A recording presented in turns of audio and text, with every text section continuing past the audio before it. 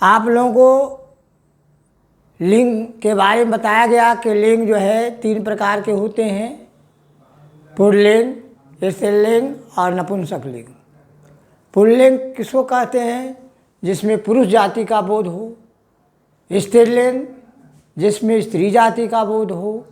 और नपुंसक लिंग का मतलब होता है जिसमें ना पुरुष जाति का बोध हो ना स्त्री जाति का बोध हो, है ना।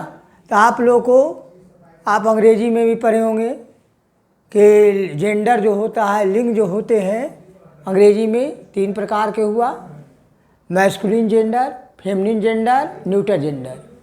उसी प्रकार से आपको संस्कृत में भी पढ़ना है। नपुंसक लिंग के बारे में आपको लिखा हुआ है, ऐसे आकारांत शब्द जो न तो पुल्लिंग न ही स्त्रीलिंग का बोध कराते हैं वह आकारांत नपुंसक लिंग कहलाता है। आप लोग उदाहरण देखिए, उदाहरण भी दिया हुआ है कि कौन कौन से नपुंसक लिंग के अंतर्गत आते हैं। जैसे उपनेत्रम, उपनेत्रम मतलब होता है चश्मा।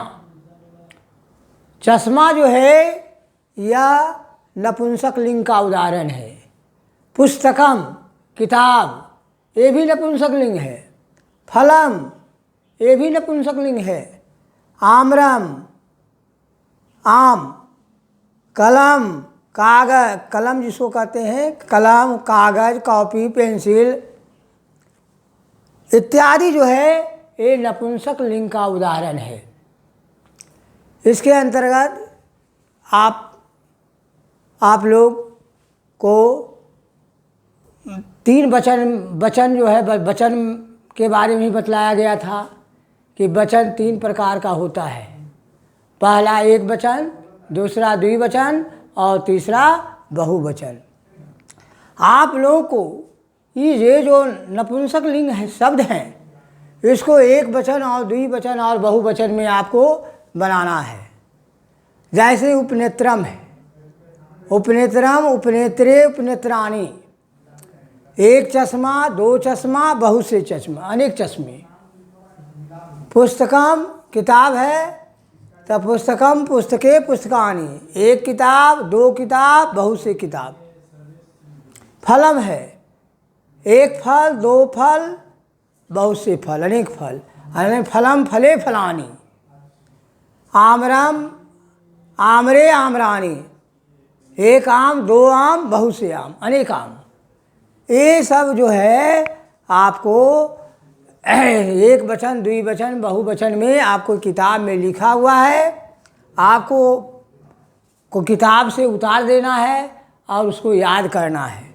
इसके बाद किताब आप देखिएगा उलट के पेज नंबर 40 और 41, पेज नंबर 40 और 41 में विद्यालय संबंधी वस्तुएं उसमें लिखा हुआ है। अब जैसे कलम है, कलम जरूरी है विद्यालय में, कागज़ जरूरी है, कॉपी जरूरी है, पेंसिल जरूरी है ना। ये सब का कलम का होता है लेखनी, करगत मतलब होता है कागज़, संचिका बने होते हैं कॉपी, और तुलिका मतलब होता है पेंसिल। ये सब का संस्कृत भी लिखा हुआ है।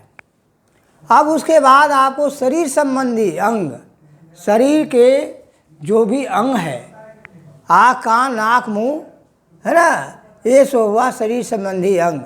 मान लिया जाए आँख है तो नेत्रम कहते हैं, कान है तो कर्णम कहते हैं, नाक है तो नासिका कहते हैं। इस प्रकार से आपको शरीर संबंधी अंग का नाम भी किताब में लिखा हुआ है। आपको उसको देख करके उतार लेना है। 40-41 पेज नंबर आप किताब निकाल के देखिएगा। ग्राम या नगर संबंधी का नाम, और गांव का नाम ग्राम संबंधी जो भी है, गांव या शहर संबंधी। जैसे शहर को क्या कहते हैं? नगर कहते हैं। गांव को क्या कहते हैं? ग्राम कहते हैं। मकान को क्या कहते हैं? भवनम कहते हैं। लकड़ी को क्या कहते हैं? दारू कहते हैं। संस्कृत में दारू होता है लकड़ी का। और आपरा माने दुकान होता है, बाजार होता है। मुकदमा को अभियोग कहा जाता है संस्कृत में, मुकदमा को अभियोग कहा जाता है। आंगन को अजीरम कहा जाता है, अजीरम माना आंगन। इस प्रकार से आपको ये जो नपुंसक लिंग शब्द है, सारे नपुंसक लिंग को आपको एक कॉपी में उतार लेना है, और कॉपी में जब उतारिएगा और उसको 2-3 बार पढ़िएगा इसके शब्दार्थ को, तो अपने आप याद हो जाएगा। किताब का रीडिंग देना अति आवश्यक है। आप जब किताब का रीडिंग देंगे तो आपको पढ़ने की रुचि बढ़ेगी, आप में लालसा बढ़ेगी, संस्कृत के प्रति आपको जिज्ञासा होगी। इसलिए आप रात में जब भी मौका हो 2-3 बार इसको किताब में पढ़िए, प्रतिदिन पढ़िए, नियमित पढ़िए, और इसके साथ साथ इसको याद कीजिए। आप लोगों को गीता पाठ भी लिखाया गया। आज तो 8 अध्याय तक, एक अध्याय का 8 श्लोक, श्लोक नंबर 8 लिखाया गया। प्रतिदिन आपको एक श्लोक याद करना है। उसके बाद आप लोग मेहनत कीजिए, और जहाँ भी आपको कोई दिक्कत हो, कहीं भी दिक्कत हो, तो व्हाट्सएप नंबर रहता है स्कूल का, विद्यालय का व्हाट्सएप नंबर है, वह है 88 044 99 333। ये व्हाट्सएप नंबर आप कर दीजिए। वहाँ से कहीं भी दिक्कत होगा तो उसका हम लोग सोल्व करेंगे, किसी प्रकार का आपको दिक्कत होने नहीं देंगे।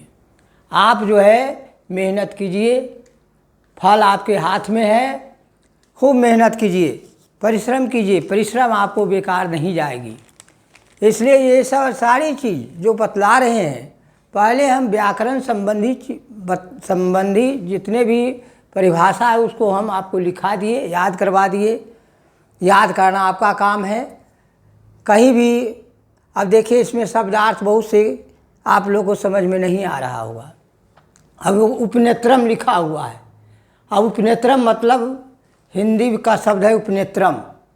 इस हिंदी में इसको उपनेत्र कहते हैं। अब म में हलंत हो गया तो हो गया आपको संस्कृत उपनेत्रम। अब उपनेत्रम मतलब क्या होता है? चश्मा होता है।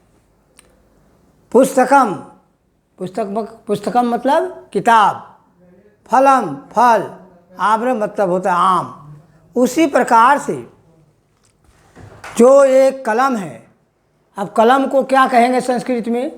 तो लेखनी भी कह सकते हैं, कलमा भी कहते हैं।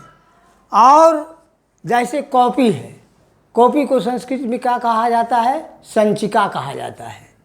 पेंसिल है, पेंसिल को संस्कृत में क्या कहेंगे? तुलिका कहेंगे। उसके बाद इसी प्रकार से मान लिया जाए शरीर संबंधी अंग का नाम भी आप लोग को बतलाया गया। आँख, कान, नाक, मुंह जो भी है ना, तो इसका भी संस्कृत आपको पेज नंबर 40 निकालिएगा, 41 में लिखा हुआ है। जैसे आँख है, कान है, आँख का हुआ आपको नेत्रम, नाक का नासिका, मुंह का हुआ मुखम। इसी प्रकार से सब लिखा हुआ है, बहुत से शब्दार्थ उसमें लिखा हुआ है। ज्ञान की बातें उसमें लिखी हुई है। आपका काम है याद लिख लेना और याद करना। दूसरी बात, उसके बाद ग्राम या नगर संबंधी भी है उसमें लिखा हुआ है पेज नंबर 41 में। जैसे मान लिया जाए मकान को संस्कृत में क्या कहेंगे? तो भवनम कहेंगे। शहर को नगरम कहेंगे। लकड़ी को संस्कृत में क्या कहा जाता है? दारू कहा जाता है। दारू मतलब होता है लकड़ी, और आपना मतलब